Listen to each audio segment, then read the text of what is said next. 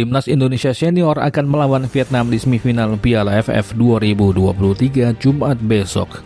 Indonesia akan lebih dulu menjadi tuan rumah, sedangkan pertemuan kedua akan dilangsungkan di markas Vietnam pada tanggal 9 Januari nanti.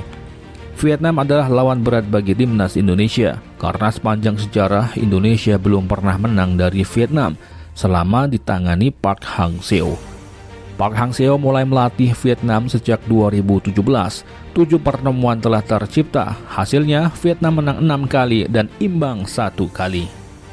Selama fase grup, Vietnam juga punya statistik mengkilap. Menghadapi Malaysia, Singapura, Laos, dan Myanmar, hanya Singapura yang berhasil mengimbanginya. Sedangkan tim lain berhasil ditaklukkan minimal 3 gol tanpa balas.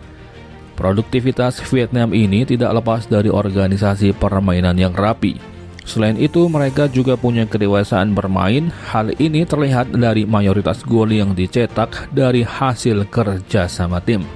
Perlu dicatat, tidak ada pemain Vietnam yang arogan dengan terlalu banyak membawa bola dan mementingkan ego. Artinya, Vietnam bermain sebagai sebuah tim, bukan sebagai individu. Sementara Timnas Indonesia, selama pertandingan fase grup kita bisa melihat bagaimana skuad Timnas bermain. Meski hasil akhir melawan Kamboja, Brunei, Filipina menang dan seri melawan Thailand, namun Timnas Indonesia banyak sekali membuang peluang matang. Padahal peluang yang mereka dapatkan sudah susah untuk didapatkan, namun ketika finishing tidak mampu diselesaikan. Selain itu, masyarakat yang menonton laga Timnas Indonesia dibuat jengkel karena para pemain Timnas lebih banyak mementingkan ego mereka sendiri.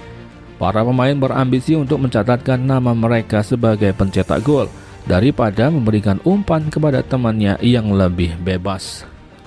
Kita bisa melihat saat laga melawan Filipina, di mana seharusnya kita bisa unggul lebih dari 2 gol dan menjadi juara grup. Namun di saat pertandingan sepenting itu, pemain Timnas bernama Ricky Kambuaya malah membuang peluang emas. Padahal kalau saja bola tersebut dioper ke Sepaso, pasti akan lain cerita. Namun Ricky Kambuaya tetap mendribel bola untuk melewati kiper, namun gagal. Egy, Witan, Fahrudin juga tidak luput dari sorotan. Mereka mendapat peluang emas namun gagal dikonversi menjadi gol. Padahal sudah berada pada posisi yang sangat enak. Hal tersebut terjadi di semua laga fase grup. Masalah finishing dan ego para pemain harus dibenahi. Pelatih Sintayong menyadari hal tersebut. Ia bahkan mengaku tersinggung kepada para pemain atas banyaknya peluang yang gagal menjadi gol. Sepertinya Sintayong sudah memberi arahan untuk bermain sebagai sebuah tim.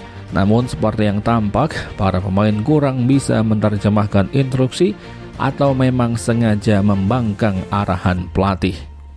Yang jelas, melawan Vietnam nanti, Timnas harus sudah bisa memperbaikinya. Para pemain Timnas harus sadar, sepak bola adalah olahraga tim, dan juga tidak ada pemain yang lebih besar dari sebuah negara yang lambangnya ada di dada mereka.